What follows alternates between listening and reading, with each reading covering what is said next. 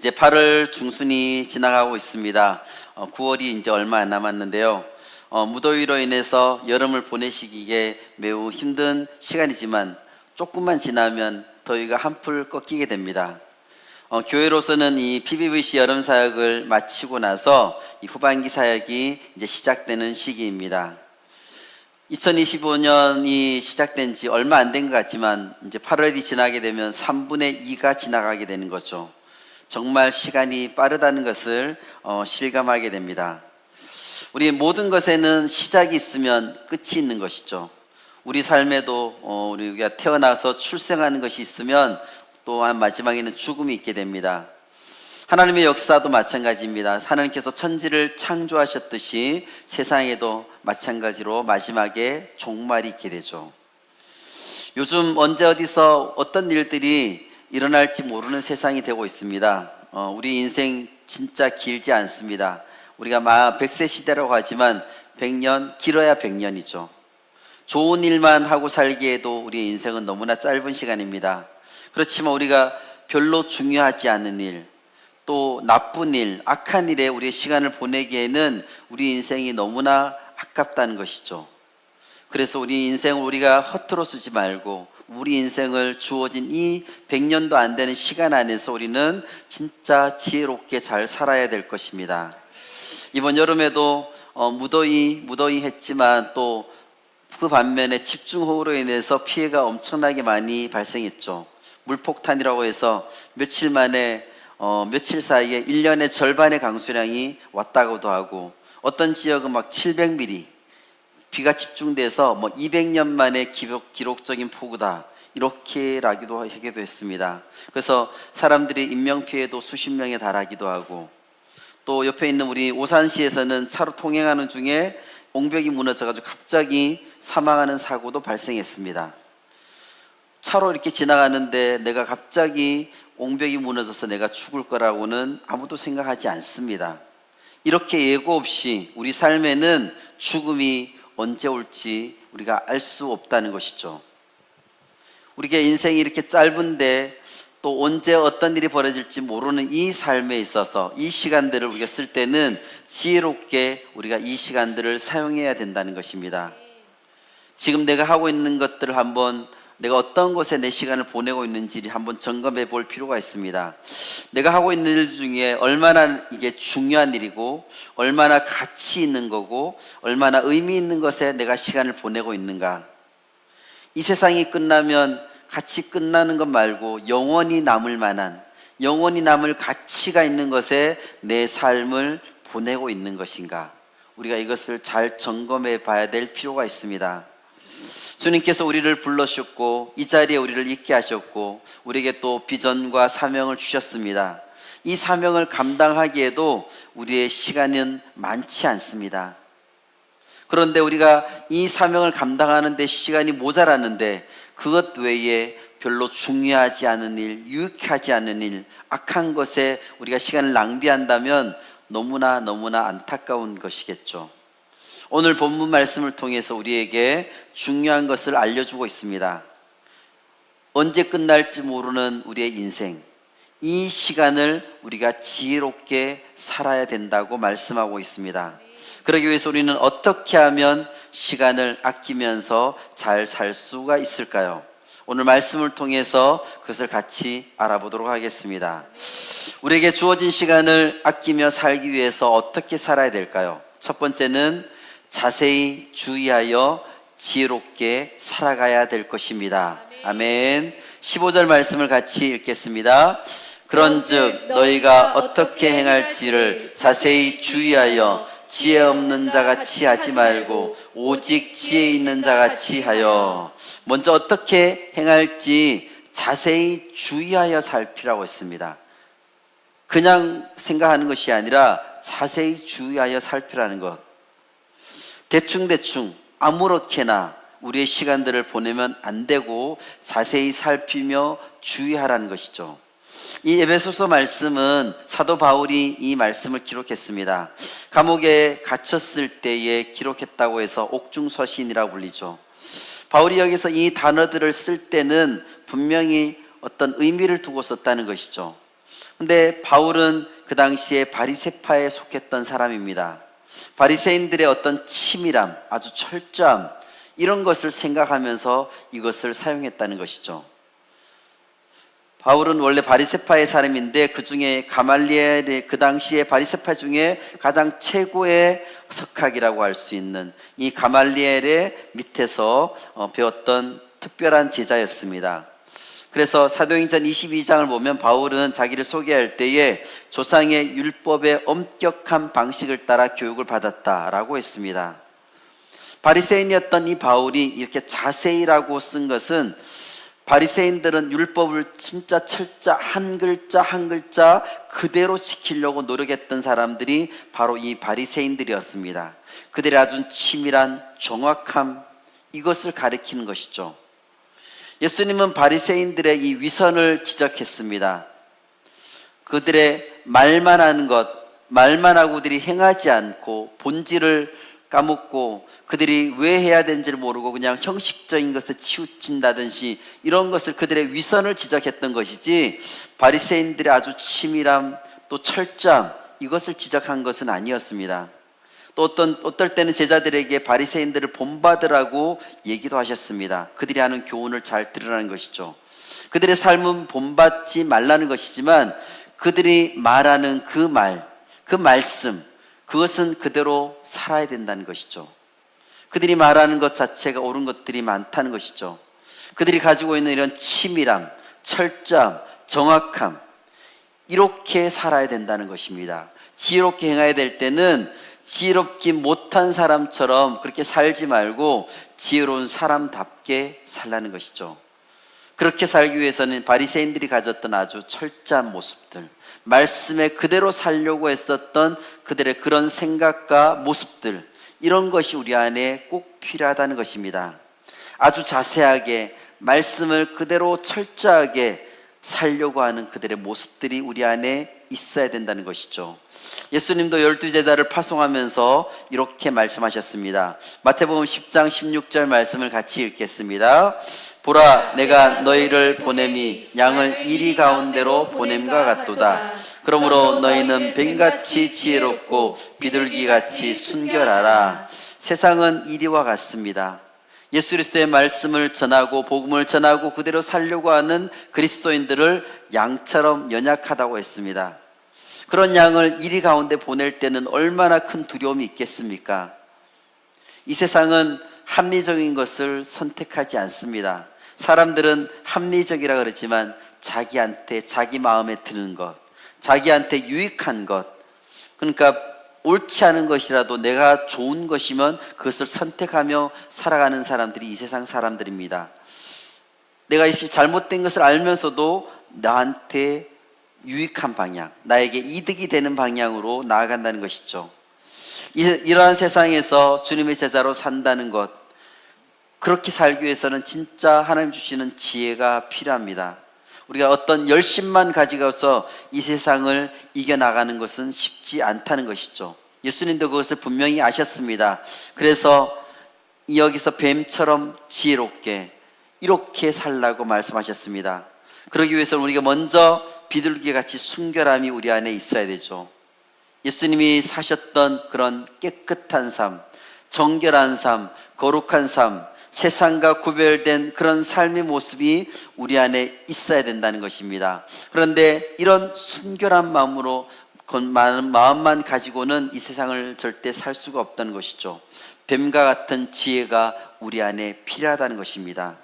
영성도 있어야 되지만 또한 이 세상을 살 수 있는 지성도 우리에게 필요하다는 것이죠. 이 세상의 흐름을 꿰뚫어 볼 수 있는 안목도 우리한테 필요하다는 것입니다. 이 세상에서 참된 그리스도인으로서 예수 그리스도의 제자답게 살려는 사람들한테는 이렇게 지혜로움과 순결한 지혜, 이런 것이 꼭 필요하다는 것입니다. 왜 그럴까요? 왜냐하면 이 때가 악하기 때문입니다. 지금의 때가 너무나 악하기 때문에 우리는 지혜롭게 살아야지만 이 시간을 아낄 수 있다는 것입니다. 그래서 자세히 주의하여 시절을 온전히 분별하면서 철저하게 지혜롭게 살아야 된다는 것입니다. 그렇게 함으로써 주님 주시는 지혜로 우리에게 주어진 시간을 아끼는 우리 모든 베델 가족들이 되시기를 예수님의 이름으로 축복합니다. 우리에게 주어진 시간을 아끼며 살기 위한 첫 번째 방법은 자세히 주의하여 지혜롭게 살아가야 된다고 했습니다. 그렇다면 두 번째는 우리가 어떻게 하면 세월을 아끼며 살 수가 있을까요? 둘째는 나에게 주어진 시간을 구원해야 합니다. 나에게 주어진 시간을 구원한다. 이게 무슨 뜻일까요? 16절 말씀을 같이 읽겠습니다. 세월을 아끼라 때가 악하니라. 15절 16절 말씀을 헬라어 원문을 그대로 직역한다면 이런 뜻이 됩니다. 시간을 사면서 지혜롭지 못한 자처럼 살지 말고 지혜로운 자같이 어떻게 행할 것인가를 자세히 주의하여 살피십시오. 왜냐하면 날들이 악하기 때문입니다.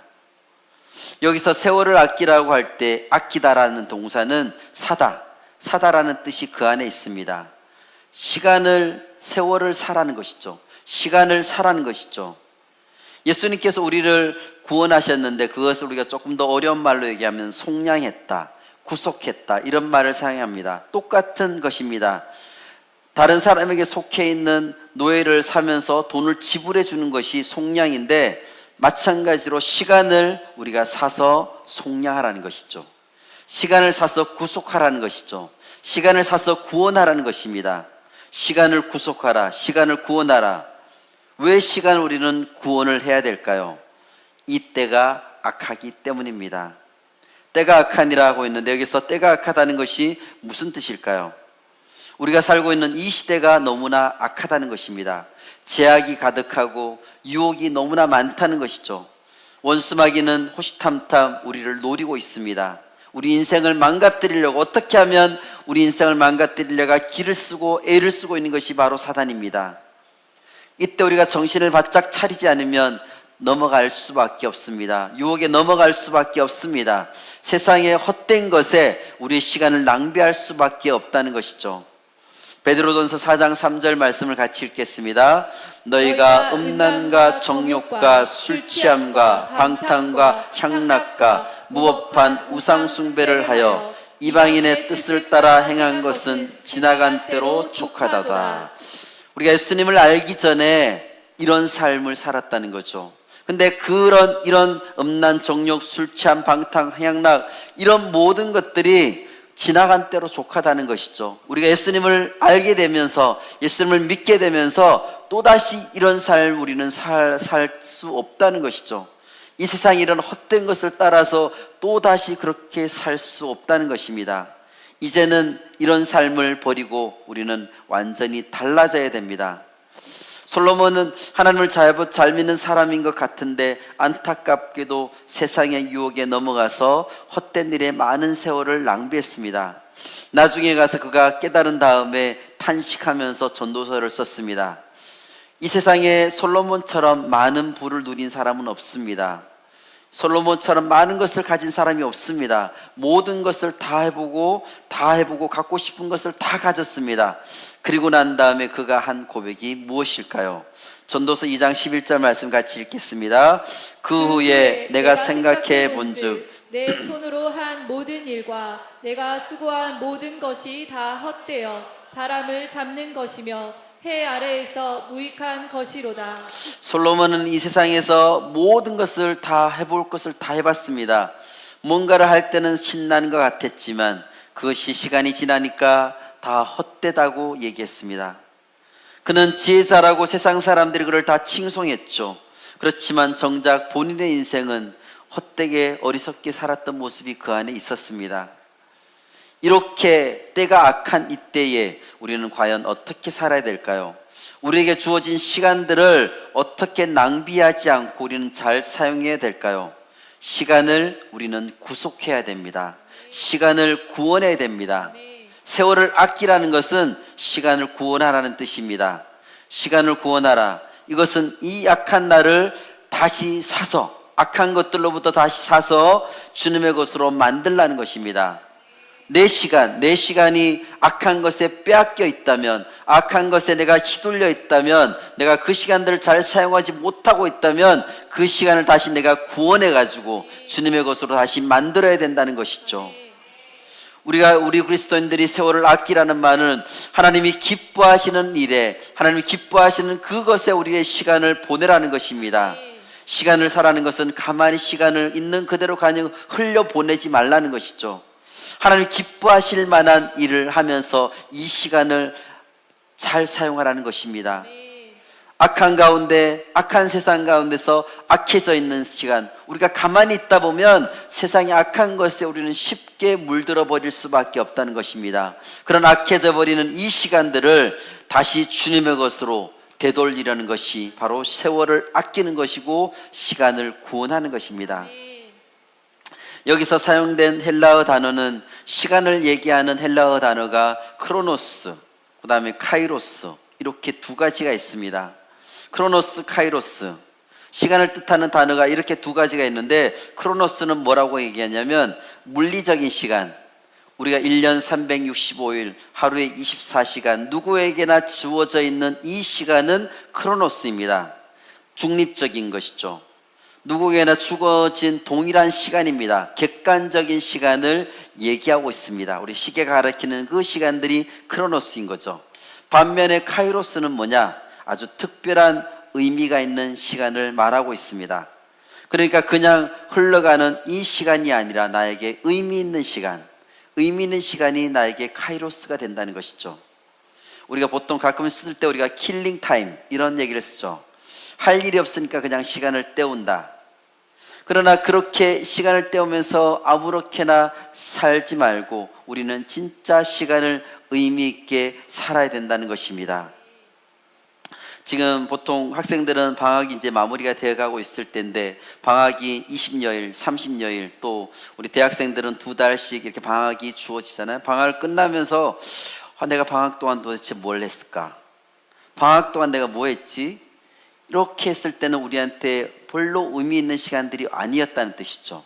그러니까 우리한테 카이로스의 시간은 없었다는 뜻입니다.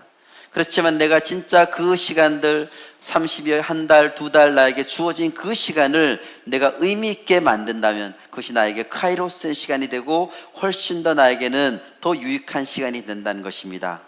우리 각자에게는 허락된 삶의 시간이 있습니다. 누구에게나 공평하게 주어진 시간이 24시간입니다. 아주 뛰어난 사람, 아주 재벌, 대통령, 누구에게나 똑같이 주어진 시간이 이 24시간입니다. 24시간은 똑같이 주어져 있죠. 크로노스의 시간은 모든 사람에게 동일합니다. 그러나 나에게 주어진, 하나님이 나에게 특별하게 의미 있는 시간으로 주신 이 카이로스 시간, 주님이 나에게 맡겨진 시간입니다. 그래서 카이로스의 시간은 사람마다 다 다릅니다. 어떤 사람은 카이로스 시간이 너무나 없고 어떤 사람은 카이로스 시간이 너무나 많다는 것이죠. 어떤 사람에게는 하루가 너무나 긴 카이로스의 의미 있는 시간이 될 수가 있고, 어떤 사람은 24시간이 주어졌지만 너무나 카이로스 시간이 하나도 없는 진짜 무의미한 시간이 될 수도 있다는 것입니다. 시간이 우리의 인생을 말하고 있는데, 세월을 아끼라는 것은 우리는 우리의 인생을 제대로 살아야 된다는 것입니다. 인생을 허비하지 말고 제대로 살라는 것입니다. 주어진 하루의 24시간, 이 크로노스의 시간을 카이로스의 시간으로 바꾸어서 살아야 될 것입니다. 시간을 사서, 시간이 악한 것에 빠져있는 우리의 시간, 낭비되고 있는 시간, 여러분들의 그 시간을 사서 주님의 것으로 만들어서 카이로스의 시간으로, 의미 있는 시간으로 만들어야 될 것입니다. 그냥 두면 허비되고 흘러가 버리니까 그것을 붙들어서 구원하고 바꿔서 의미 있는 시간으로 우리는 온전히 활용해야 될 것입니다. 그 시간을 산제물로 하나님께 온전히 하나님 나라를 위해서 우리는 바치고 하나님 나라를 위해서 그 시간을 사용하는 우리 모두가 되어지기를 원합니다. 그런 것이 우리가 진짜 제대로 인생을 사는 것이죠. 그런 것이 하나님 보시기에 진짜 올바른 인생입니다. 내가 원하는 대로 살아가는 인생은 혹시 성공하고 엄청나게 돈을 많이 벌었다고 엄청나게 높은 곳에 올라갔다 해서 결코 제대로 산 인생이 아닙니다. 하나님이 그런 사람을 보실 때에 너 진짜 성공했구나, 잘했구나, 결코 이렇게 말씀하지 않습니다. 하나님 보시기에 제대로 인생을 산다는 것은, 하나님 보시기에 아름다운 인생은 하나님의 뜻을 알고 하나님의 뜻대로 살아가는 것이 아름다운 인생이라는 것입니다. 17절 말씀을 같이 읽겠습니다. 그러므로 어리석은 자가 되지 말고 오직 주의 뜻이 무엇인가 이해하라. 아멘. 하나님의 뜻을 우리가 제대로 알기 위해서는 어리석어서는 안 될 것입니다. 그런데 어리석은 것이 무엇일까요? 우리가 어렸을 때에 부모님으로부터 또는 할아버지 할머니로부터 이런 말을 들은 적이 있죠. 얘가 너무나 순해가지고 어떻게 이 험한 세상을 살아갈 수 있을지 모르겠다. 얘는 아주 영악해서 제대로 살겠네. 순하느냐 영악하냐 이런 얘기들을 우리가 가끔 들을 때가 있는데, 이 세상을 살벌한 세상 가운데 우리가 살다 보면 약하면 살아남지 못할 거라는 그런 어른들의 마음이 그 안에 들어가 있습니다. 그런데 무엇이 진짜 어리석은 것일까요? 우리가 약삭 빠르지 못해가지고 뭔가 줄을 제대로 못 산다든지 뭘 제대로 못 챙겨 먹는다든지 이런 것이 어리석은 것이 아닙니다. 인간적으로 잠깐 약삭 빠르게 행동하는 것은 잠시 나에게 어떤 유익이 있을지 모르지만 결국은 우리를 망하게 하는 것이죠. 하나님의 시각으로 본다면 그것은 너무나 어리석은 일입니다. 어리석지 않으려면 어떻게 해야 될까요? 오직 주의 뜻이 무엇인가 이해해야 될 것입니다. 주님의 뜻을 이해하지 못하면 우리는 어리석은 자가 되어버리고 말 것이기 때문입니다. 어리석지 않으려면 이 세상을 주관하신 하나님, 온 우주를 창조하시고 그것을 지금도 다스리시고 있는 하나님의 뜻이 무엇인지를 우리는 올바르게 알아야 될 것입니다. 모든 일에는 하나님의 뜻이 있습니다. 모든 일에 하나님의 그 계획이 그 안에 있습니다. 하나님 일부러 악을 일으키신 것이 아닙니다. 인간의 악함도 선함으로 바꿔주시는 분이 바로 우리 하나님이십니다. 바로 그런 뜻을 우리가 찾아갈 때에 우리는 어리석은 선택을 하지 않을 것입니다. 인간이 어떤 논리적이고 합리적인 선택이라고 뭔가 결정을 내릴 때 보면 막상 그렇지 않을 때가 많습니다. 우리의 감정에 따라 뭔가 결정할 때도 너무나 많습니다. 하지 말아야 한다고 하면서도 끌려다니는 것들이 많죠. 아, 이건 안 돼 하면서도 내가 마음이 끌려서 뭔가 결정하는 경우들이 있습니다. 말로는 어쩔 수 없어 이렇게 얘기하지만 어리석게 결정하는 것이죠. 가만히 보면 우리가 뭔가 되게 합리적으로 사는 것 같지만, 논리에 따라 결정하는 것 같지만 감정에 따라 결정을 내릴 때도 너무나 많습니다. 쇼핑을 할 때도, 홈쇼핑을 볼 때도 이 호스트의 말에 따라서 마음이 왔다 갔다 하죠. 또 직접 오프라인에서 쇼핑할 때도 판매원의 말에 혹해서 옷이 잘 어울린다는 그 말에 따라서 결정하는 경우도 있죠. 우리가 이렇게 어리석은 선택을 우리가 종종 할 때가 있습니다. 어리석은 선택을 우리가 하지 않고 하나님의 뜻대로 우리가 살기 위해서는 철저하게 나의 생각, 내 마음, 내 뜻대로 하는 방식을 우리는 버려야 될 것입니다. 왜 내 방식으로 사는 것이 옳지 않은 것이냐? 왜냐하면 나는 죄인이기 때문입니다. 우리 인간은 죄인이기 때문에 올바르게 주님의 뜻에 따라서 분별할 수는 분별력이 부족합니다. 그래서 우리는 너무나 똑똑한 것처럼 우리가 행동하고 결정을 내리지만 나중에 보면 어리석었다는 것을 알 수가 있습니다. 사실 사람은 짐승에 비해서는 너무나 똑똑하죠. 인간의 지성으로 만들어준 이 학문의 업적은 대단합니다. 어떻게 저런 생각을 했을까? 너무나 놀라운 것들이 너무나 많습니다. 제가 이렇게 보면서 이 세상에서, 이 세계에서 가장 높은 빌딩, 두바이에 있는 부르즈 할리파가 가장 163층이나 되는데 아주 높은 그 건물을 지었는데, 이것이 우리나라 삼성물산에서 지었는 건물입니다. 근데 그걸 보면서 제가 되게 놀랐던 것이 뭐냐면, 거기가 기초가 사막이잖아요. 사막이, 우리는 보통 건물을 지을 때 단단한 안바구니에서 짓는다든지 기초 공사를 해서 시멘트를 이렇게 다 하고 나서 하는데, 그 모래 가운데서 이 세상에서 가장 높은 빌딩을 어떻게 세웠을까? 진짜 그 머리가 대단한 것 같습니다. 그래서 여기는 뭐 전기의 힘을 이용해 가지고 전기를 계속해서 돌려서 그 여러 가지 되게 복잡하게 되게 설명을 해놨던데 기초를 튼튼하게 해서 그 건물을 지었다고 했습니다. 너무나 놀라운 실력이었습니다. 그렇지만 우리가 아무리 인간이 지성이 대단하다 해도 탁월하다 해도 하나님의 일은 우리의 머리로 알 수 있는 것이 아닙니다. 우리의 머리로 하나님의 것을 다 이해할 수는 없습니다. 왜냐하면 우리의 차원하고 하나님의 차원은 너무나 다르기 때문입니다. 하나님의 일은 영적인 차원이기 때문에 우리의 머리로 지성으로 다 이해할 수가 없습니다. 그렇다면 우리가 어떻게 이 크신 하나님을 아는 것이 가능할까요? 하나님을 알 수 있는 길, 하나님께서 오직 하나님께서 우리를 알려주셔서 우리가 그것을 볼 때에 우리는 하나님을 제대로 알 수가 있습니다. 그래서 우리가 이것을 신앙용어로 계시라고 하는데, 하나님의 계시를 통해서 하나님을 알려주셨을 때에 우리는 하나님을 제대로 알 수 있다는 것이죠. 그래서 하나님의 특별한 계시가 써져 있는 것이 바로 이 말씀입니다. 그래서 우리는 하나님의 뜻을 알기 위해서 이 성경 말씀을 계속해서 읽어야 될 것입니다. 또 하나님을 대신해서 우리에게 보여주신 분이 바로 예수 그리스도이십니다. 예수님을 본문을 통해서 우리는 하나님이 어떤 분이다 하는 것을 또한 알 수가 있습니다. 우리가 시간을 구원하고 시간을 구속하고 이 짧은 일생을 보람있고 가치있게 살려면 하나님의 뜻을 분명히 알아야 되겠죠. 말씀 속에 하나님의 뜻이 분명하게 나와 있습니다. 사도 바울이 로마서 12장에서 이렇게 말하고 있습니다. 로마서 12장 1절에서 2절 말씀을 같이 읽겠습니다.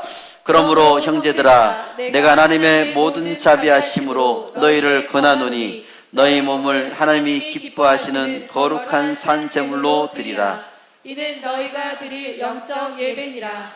너희는 이 세대를 본받지 말고 오직 마음을 새롭게 함으로 변화를 받아 하나님의 선하시고 기뻐하시고 온전하신 뜻이 무엇인지 분별하도록 하라. 아멘, 아멘. 하나님께서 이 마지막 때에 우리에게 시간을 주고 이 세월을 아끼라고 말씀하셨고, 이 시간을 악한 것에서 구원해서 주님의 것으로 만들어주는 이런 지혜가 우리 안에 있어야 된다고 말씀하셨습니다. 또한 이 말씀을 통해서 우리에게 어떻게 이 세상 가운데서 우리가 하나님의 뜻을 알고 살아야 되는 것을 분명히 말씀해 주고 있습니다.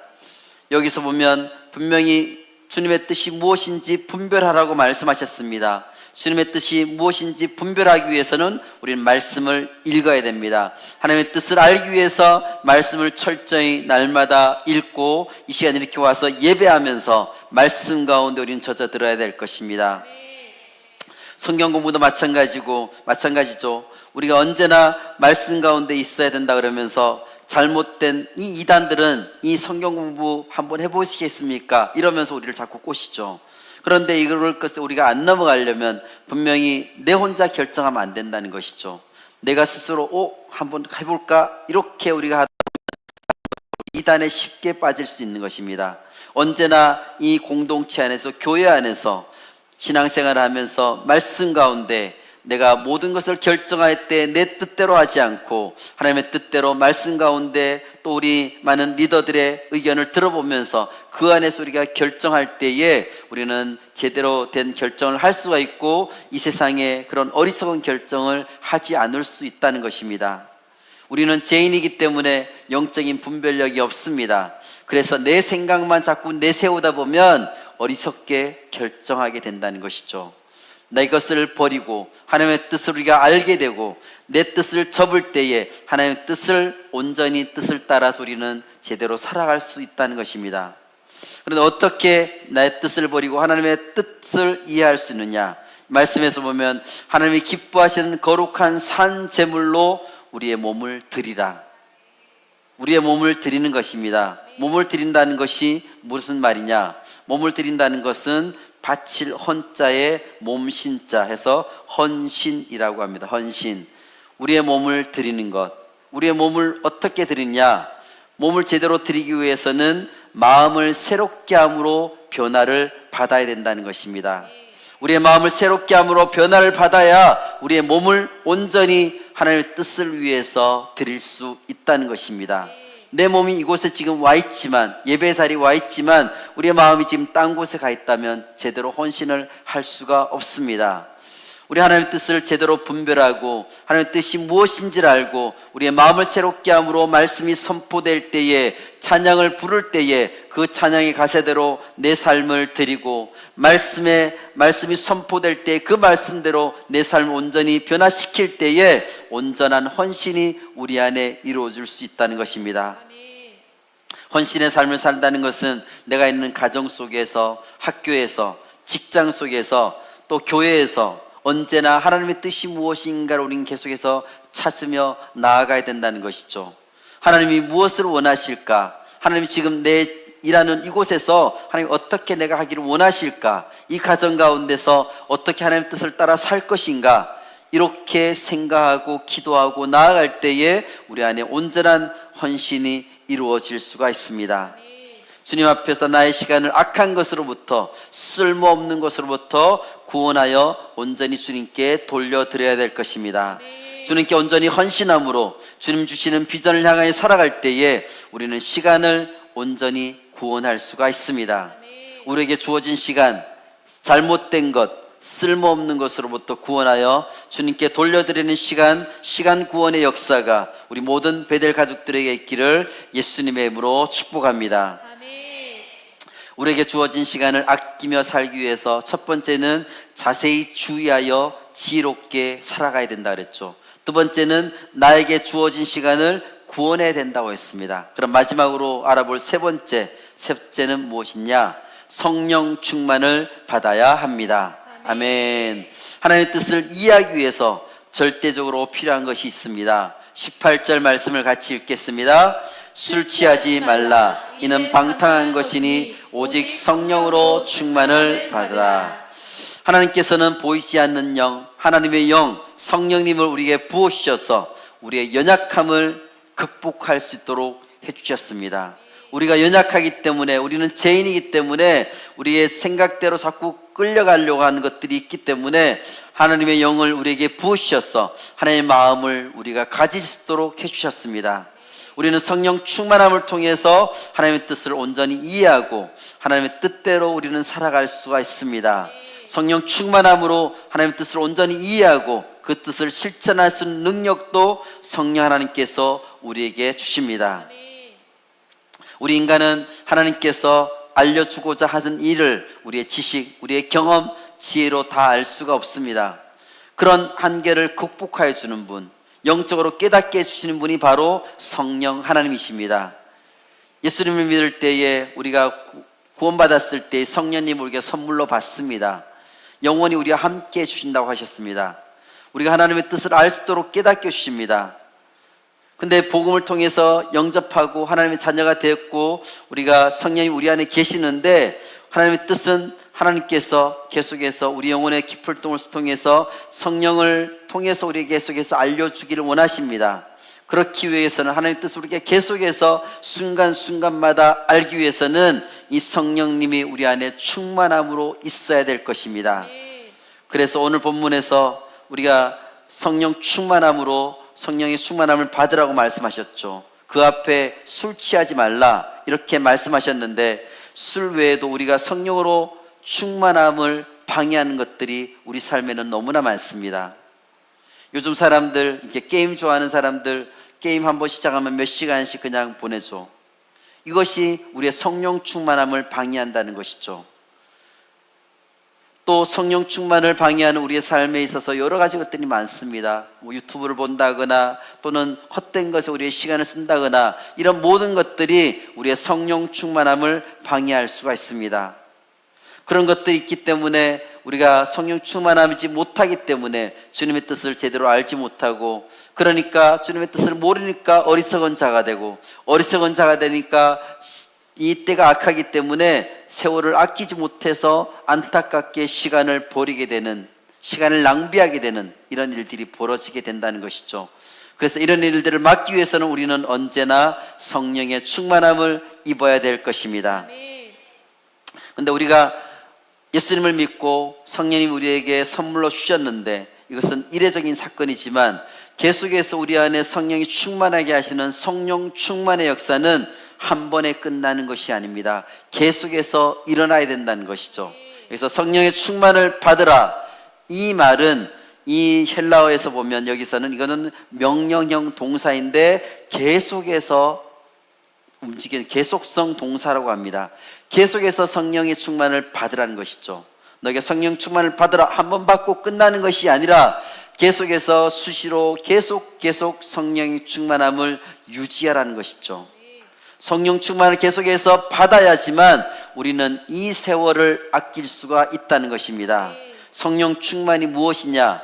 성령 하나님께서 우리를 온전히 지배해 주는 상태가 성령 충만한 상태입니다. 우리는 하나님의 자녀이기 때문에 하나님의 뜻대로 살아야 하는 것이죠. 그렇기 위해서는 우리는 하나님의 뜻대로 살기 위해서는 성령 충만을 지속적으로 유지해야 될 것입니다. 우리가 성령 충만을 지속적으로 유지하기 위해서 우리에게 알려주는 것이 다음 말씀에 나와 있습니다. 19절에서 21절 말씀을 같이 읽겠습니다. 시와 찬송과 신령한 노래들로 서로 화답하며 너희의 마음으로 주께 노래하며 찬송하며 범사에 우리 주 예수 그리스도의 이름으로 항상 아버지 하나님께 감사하며 그리스도를 경외함으로 피차 복종하라. 아멘. 우리 모두 성령 충만을 유지하고 싶잖아요. 성령 충만을 유지하기 위해서 우리가 알아야 될 네 가지를 이 말씀을 통해 알아보도록 하겠습니다. 성령 충만을 계속해서 유지하기 위해서는 첫 번째는 시와 찬송과 신령한 노래들로 서로 화답해야 됩니다. 성도 안에 우리가 서로 교제하고 사귐이 있고 그 안에서 서로 세워주는 것들을 얘기하고 있습니다. 여기서 중요한 것이 서로 화답하라는 것이죠. 서로 화답하라. 혼자 찬송 부르고 혼자 잘 믿고 혼자 기도하고 이런 것도 중요하지만 더 중요한 것은 서로 화답하며 찬송하는 것입니다. 같이 하라는 것이죠. 그래서 우리가 이곳에 이 시간에 이렇게 모여서 교회가 필요한 이유도 바로 이것 때문이고 우리가 같이 모여서 예배하는 것도 이것 때문입니다. 우리가 모일 때마다 우리 셀 가족들과 같이 모일 때마다 서로 교제하고 같이 찬양을 하지 않습니까? 이렇게 할 때에 같이 서로 화답하며 찬양하며 있을 때에 우리의 성령 충만함을 서로 유지시켜 줄 수 있다는 것이죠. 성령 충만을 유지하기 위해서 두 번째는 마음으로 주님께 노래하며 찬송해야 합니다. 우리의 마음으로 노래하며 찬송해야 된다는 것이죠. 노래하며 즐겁게 주님을 찬양할 때에 우리는 성령 충만함을 유지할 수가 있습니다. 오후 예배 시작할 때 우리에게 다 같이 앞에 모여서 뛰면서 주님의 이름을 높여드리며 찬양하잖아요. 이런 것을 통해서 우리가 마음으로 찬양할 때 입술로만 하는 것이 아니라 우리의 마음으로 우리의 진심으로 찬양할 때에 하나님께서 우리의 성령 충만함을 유지시켜 주십니다. 언제나 어디서나 우리는 즐겁게 찬양해야 될 것입니다. 그렇지만 이 찬양이 어떤 노래만을 얘기하는 것은 아닙니다. 노래를 못하는 사람도 언제든지 얼마든지 하나님을 찬양할 수가 있습니다. 할렐루야라고 우리가 얘기하는 것 자체가 찬양인 것이고 하나님을 찬양합니다, 하나님을 높여드립니다 이렇게 말하는 것 자체가 바로 찬양입니다. 하나님을 하나님으로 인정해드리고 하나님을 칭찬해드리는 것 자체가 바로 찬양이라는 것이죠. 나는 없고 하나님만 높여드리는 것이 바로 찬양입니다. 우리 삶 속에서 우리가 날마다 노래로 찬양하고 우리의 입술로 찬양하며 우리의 마음으로 찬양하며 이렇게 찬양할 때에 우리의 성령 충만함은 계속해서 유지될 수 있을 것입니다. 자, 성령 충만을 계속 유지하기 위해서는 세 번째, 항상 하나님께 감사해야 합니다. 언제나 하나님께 감사하는 마음을 가지고 살아야 된다는 것이죠. 항상 내가 좋을 때만 감사하는 것이 아니라 내가 힘들고 어렵고 불만이 있을 때도 우리는 항상 하나님께 감사해야 된다는 것입니다. 감사가 우리의 믿음을 표현하는 것이고 감사 자체가 우리의 예배가 되는 것입니다. 믿음이 좋은 사람이 불평불만을 계속하는 것 여러분 못 보셨죠? 믿음 좋은 사람은 날마다 감사하는 사람이 믿음이 좋은 사람입니다. 감사가 없으면 우리의 영혼은 죽기 시작합니다. 불평이 마음을 지배하게 되면 믿음이 점점 약해지게 됩니다. 감사하지 않으면 마음이 어두워지게 되고 미련해집니다. 얼굴로 나타나게 됩니다. 그러므로 우리는 언제나 감사하는 마음, 날마다 항상 감사하는 것을 실천해야 될 것입니다. 결국 하나님을 떠나게 되면 하나님께서 그 마음에 상실한 대로 내버려 두실 수밖에 없습니다. 그러면 우리는 믿음을 잃어버리고 양심도 잃어버리고 윤리도 잃어버리고 버림받은 사람이 되는 것이죠. 성령 충만한 상태를 유지하기 위해서는 우리는 날마다 감사하며 살아야 될 것입니다. 하나님께 감사하며 사는 것이 우리의 신앙생활에 있어서 너무나 중요한 것이고 성령 충만을 계속해서 유지하는 방법입니다. 성령 충만을 계속 유지하기 위해서 우리는 네 번째, 서로 복종해야 됩니다. 서로 사랑하며 섬기라는 뜻이죠. 사랑은 서로 복종하는 것입니다. 복종이란 말을 들으면 우리가 때로는 이렇게 막 맹종하는 거, 굴종하는 거 이렇게 생각할 때가 있습니다. 복종은 동등한 상태이지만 내가 동등하지만 동등함을 취하지 않고 상대의 아래로 들어가서 내가 섬겨주는 것이 바로 복종입니다. 밑으로 내려가 섬겨주는 것이 바로 복종이라는 것이죠. 서로 복종하라. 이 당시에 고대 사회에서는 노예 제도가 있었습니다. 서로에게 노예처럼 되어서 서로 섬겨주는 것이 바로 복종입니다. 종이 주인을 섬기듯이 서로를 섬겨주라는 것이죠. 내가 그 사람의 종은 아니지만 종의 마음으로 그 사람을 섬겨주는 것, 이것이 서로 복종하는 것입니다. 요한복음 13장에서 예수님이 먼저 그 본을 보여주셨죠. 종이 발을 씻어주는 것인데 예수님께서 제자들의 발을, 예수님이 스승인데 종의 모습으로 제자들의 발을 씻겨주셨습니다. 이 복종의 본을 보여주신 것이 바로 예수 그리스도이십니다. 이렇게 서로 복종하고 섬길 때에 우리는 성령 충만을 유지할 수가 있을 것입니다. 성령 충만을 계속해서 유지하기 위해서 우리가 네 가지를 알아봤습니다. 다시 한번 복습해서 종합해 보도록 하겠습니다. 성령 충만을 우리가 계속해서 유지하기 위해서는 첫 번째는 시와 찬송과 신령한 노래들로 서로 화답해야 될 것입니다. 우리 삶 속에 계속해서 주님을 찬양하는 노래들이 있어야 될 것입니다. 두 번째, 마음으로 주님께 노래하며 찬송해야 합니다. 우리 입술로만 찬양하는 것이 아니라 우리의 마음으로, 우리의 진실함으로 우리 속에 있는 것들이 하나님을 노래하며 찬양하며 우리 입술의 고백을 통해서 주님께 찬송해야 될 것입니다. 세 번째, 항상 하나님께 감사해야 됩니다. 모든 것에 감사함으로 우리의 성령 충만을 유지해야 될 것입니다. 네 번째는 서로 복종해야 됩니다. 내가 우리 셀 가족들을 섬겨주고 그들 앞에 복종함으로 종의 마음으로 그들을 섬겨줄 때에 성령 충만함을 우리는 유지할 수 있을 것입니다. 이렇게 우리가 성령 충만을 받게 될 때에 우리는 주님의 뜻을 제대로 깨달을 수가 있고 어리석은 자가 아니라 지혜로운 자가 되어서 세월을 아끼며 하나님 원하시는 그런 삶을 우리는 온전히 살아갈 수 있을 것입니다. 말씀을 맺겠습니다. 우리는 지금 마지막 때를 살고 있습니다. 마지막 때에 살고 있는 우리는 이 시간들을 아끼면서 살아야 될 것입니다. 그래서 우리는 종말론적인 모습으로, 종말론적인 자세로 우리는 살아야 될 것입니다. 시험 시간이 다가왔습니다. 학생이 공부에 최선을 다하는 자세가 바로 이 종말론적인 모습입니다. 직장이나 사업장에서 뭔가 마감 시간이 다 됐습니다. 그러면 그 시간을 맞추기 위해서 우리는 최선을 다해서 그 마감을 하기 위해서 그 시간 안에 그것을 최선을 다해서 하는 것이죠. 그때까지 끝내는 자세가 이게 종말론적인 우리의 자세라고 할 수 있습니다. 그때 우리는 딴 거 생각하지 않습니다. 지금 내가 끝내야 될 이 프로젝트를 끝내야 되는데 엉뚱한 다른 일을 하고 딴 거 하고 있다면 그것은 우리는 제대로 된 자세가 아닌 것이죠. 시간을 맞추기 위해서 최선을 다하는 자세가 바로 종말론적인 우리의 모습이라고 할 수 있습니다. 예를 들어서 내가 만약에 11시 59분까지 과제를 온라인으로 제출해야 된다. 그러면 내가 그 시간을 맞추기 위해서 계속해서 내가 그 프로젝트를 열심히 하면서 그 시간을 보내겠죠. 그 시간 동안 내가 그걸 해야 되는데 막 놀거나 게임하거나 유튜브 하거나 딴 거 한다든지 이러고 있지는 않다는 것이죠.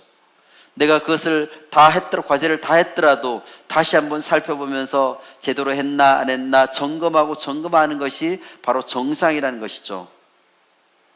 아침에 출근할 때, 또 이제 학교에 등교할 때, 이럴 때 우리가 잘 생각해 보면 이해할 수가 있을 것입니다. 아침에 내가 직장이나 학교를 갈 때에 후다닥 아침을 못 먹고 가는 경우들이 있죠.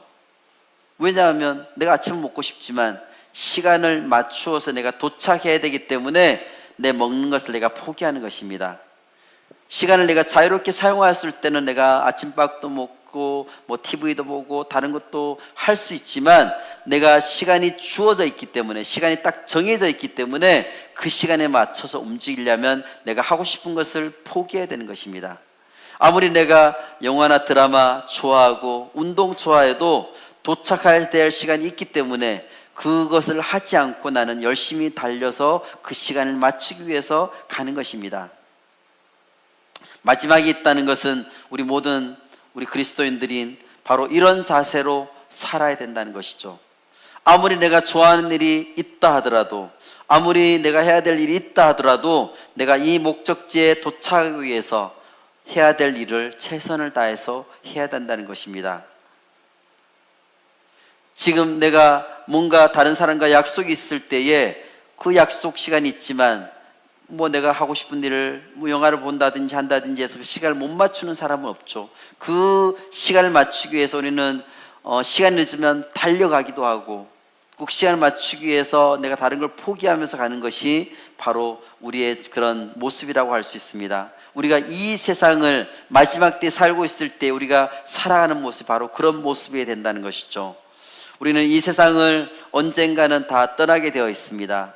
하나님 나라에 가게 되어 있습니다.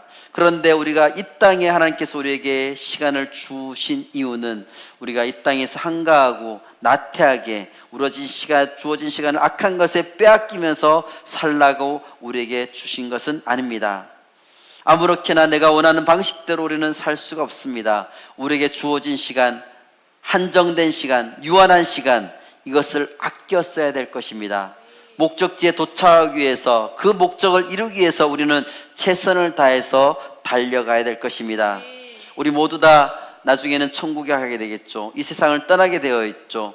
그런데 이 세상을 떠날 준비를 하지 않고 언젠가 우리는 떠나게 되는데, 이 세상에 마냥 있는 것처럼 올인해서 이 세상 가운데 살고 있다면 그것은 정상이 아닐 수 있습니다. 우리는 주님이 주시는 그 일에 내가 하고 싶은 일을 포기하고 내가 좋아하는 일을 하지 않고 주님이 원하시는 것이 무엇인가, 주님이 나에게 주신 비전이 무엇인가, 하늘나라의 가치를 위해서 내가 어떻게 살아야 될 것인가, 이것을 준비하며 이 시간을 살아야 될 것입니다. 주님 주신 비전을 이루기 위해서 내가 최선을 다해서 살아가야 될 것입니다. 이 비전은, 이 사명은 준비된 자만이 그것을 이룰 수가 있습니다. 나에게 주어진 시간, 나에게 주어진 이 시간들을 내가 잘 시간을 구속해서, 시간을 구원해서 아껴서 사용할 때만 주님 주신 그 목적, 비전, 사명을 우리는 온전히 이룰 수가 있을 것입니다. 우리에게 주어진 시간을 아끼며 살기 위해서 우리는 어떻게 살아야 될까요? 우리 세 가지를 오늘 말씀을 통해서 우리가 알게 되었습니다. 첫 번째는 자세히 주의하여 지혜롭게 살아가야 합니다. 우리는 지혜롭게 살아가야 되는데 자세히 주의해서 보고 말씀대로 어떻게 살아가는 것이 지혜롭게 살아가야 되는 것인가, 철저하게 바리새인들처럼 말씀을 철저하게 연구하고 자세히 주의해서 지혜롭게 이 시간들을 보내야 될 것입니다. 두 번째는 나에게 주어진 시간을 구원해야 됩니다. 나에게 주어진 시간들이 지금 악한 것들을 내가 빼앗기고 있다면, 악한 사단 마귀로 인해서 내 시간들이 점차적으로 모든 것들이 내 하나님 뜻대로 살지 않고 또 주님 뜻대로 살지 않고 악한 것에 낭비되어 있다면 내가 그 시간을 온전히 구원해야 될 것입니다. 주님 주시는 지혜로 우리에게 주신 시간을 아끼기 위해서 악한 것들에 빼앗겼던 시간을 온전히 구원해야 될 것입니다. 세 번째는 성령 충만을 받아야 합니다. 우리는 이 시간을 아끼며 살기 위해서는 주님의 뜻이 무엇인가를 알아야 됩니다. 주님이 나에게 원하는 것이, 지금 나에게 말씀하고자 하는 것이 무엇인가, 지금 나에게 주님께서 하고자 하는 일이 무엇인가, 이때에 내가 해야 될 것이 무엇인가를 우리가 정확하게 알기 위해서는 성령 충만해야 됩니다. 그래야 하나님의 뜻을 알고 하나님의 뜻대로 그 시간들을 살 수가 있는 것입니다. 우리에게 주어진 시간을 아끼며 우리는 지혜롭게 주어진 시간을 살아가야 될 것입니다. 여름 사역이 은혜 가운데 끝나고 후반기 사역이 시작되었습니다. 주님 주신 힘으로 시간을 구원하며 지혜롭게 살아야 될 것입니다. 이제 이번 주부터 광고를 통해서 후반기에 훈련 과정이 공지가 되었습니다. 어제 처음으로 제자대학 21기 해가지고 이제 광고판에다 그것을 게시를 했는데, 광고되자마자 바로 제가 옆에서 봤더니 바로 달려들어서 거기서 6명, 7명이 쫙 바로 그 자리에서 한 1분도 안 되는 사이에 명단을 다 썼더라고 보니까. 그래서 그 모습을 보면서 이렇게 준비되어 있는 사람들, 하나님 앞에 준비된 모습들, 사모하는 사람들 가운데 하나님께서 그 사람들을 사용하실 것이다. 이 사람들이 훈련을 사모하는 그 마음 가지고 나아갈 때에 하나님께서 이 시간을 구원하며 지혜롭게 살 수 있는 지혜를 주실 것이다. 하나님 주시는 훈련을 통해서 이 시간들을 우리가 지혜롭게 사는 것이 우리에게 필요할 것입니다. 날마다 성령 충만함을 유지함으로 우리에게 주어진 세월을 아껴야 될 것입니다. 주님 주시는 지혜로 후반기의 모든 사역을 감당해야 될 것입니다. 우리의 가정과 학교와 직장과 이 모든 시간들에 주님 주신 사명을 이루는데 그것을 올인하면서 시간을 보내며 세상의 것에 우리의 시간들을 빼앗기지 않는 우리 모든 베델 가족들이 되시기를 예수님 이름으로 축복합니다. 아멘.